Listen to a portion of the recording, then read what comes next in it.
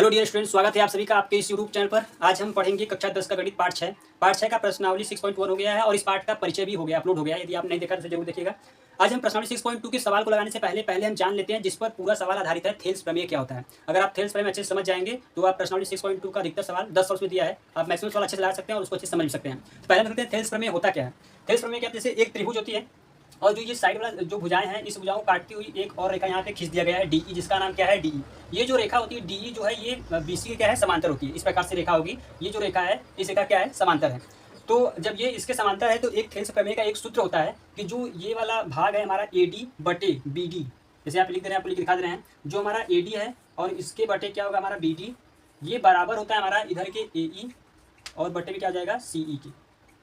यानी इनका जो अनुपात होता है, इन भुजाओं का अनुपात क्या होता है, इस अनुपात क्या होता है, बराबर होता है। जो भी ये टुकड़ा है यहाँ पे एडी बटे बीडी का अनुपात बराबर होगा एई बटे सी के अनुपात की। ये क्या होता है, हमारा थेल्स प्रमेय होता है। जब कभी भी आपको ऐसे दिया होगा कि एक त्रिभुज में एक रेखा खींच दी गई है और ये जो रेखा खींची गई है डी जो रेखा दोनों दो भुजाओं को काट रही है, वो रेखा क्या है, इस बीसी के क्या है, समांतर है। तो ये हमारा थेल्स प्रमेय का ये वाला हमारा सूत्र लगेगा और आसानी से हम इसमें कोई भी भाग होगा, यहाँ पे देखिए हमको ईसी निकालना है, निकाल सकते हैं। एडी निकालना होगा वो भी निकाल लेंगे, ए निकालना होगा ये भी निकल जाएगा और बीडी निकालना होगा इसको भी हम निकाल सकते हैं। इसी सूत्र पर हम क्या करेंगे, प्रयोग करेंगे। और अगर ये आप अच्छे से पढ़ लेंगे तो प्रश्नावली 6.2 का जितना भी सवाल है आप अच्छे से सो कर सकते हैं, क्योंकि थेल्स प्रमेय पर आधारित पूरा सवाल है। तो इसमें हम निकाल लेते हैं इसी का, हमको इसमें मान निकालना है। तो जब कभी भी हम हल करेंगे इसका सवाल हम कैसे करेंगे, पहले हम लिखेंगे यहाँ पे कि त्रिभुज ए बी सी में समांतर कौन किसके है, ये जो डीई रेखा है ये समांतर है किसके, बीसी के। ऐसे आपको लिखना पड़ेगा, ठीक है, ऐसे आपको लिखना पड़ेगा। त्रिभुज ए बी सी में ये क्या इसके समांतर है। अब हम यहाँ पे क्या करेंगे, मान रख देंगे। अब यहाँ क्या करेंगे, हम इसका मान रखेंगे।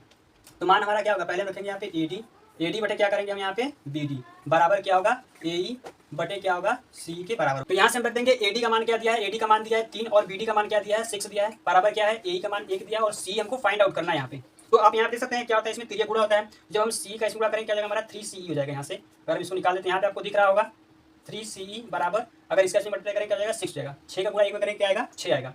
अब जब यहाँ से हम CE फाइंड आउट करेंगे तो ये जो 6 इधर है और ये क्या है 3 मल्टीप्लाई है, इधर आकर क्या जाएगा डिवाइड जाएगा, भाग हो जाएगा इधर करके। तो CE का जो मान आएगा वो क्या आएगा हमारा 3 दूनी 6 आएगा। तो आप देखिए कितनी आसानी से थेल्स के प्रमेय से हम यहाँ से CE का मान फाइंड आउट कर सकते हैं। इसी प्रकार से आप इसमें से किसी का भी मान निकाल सकते हैं।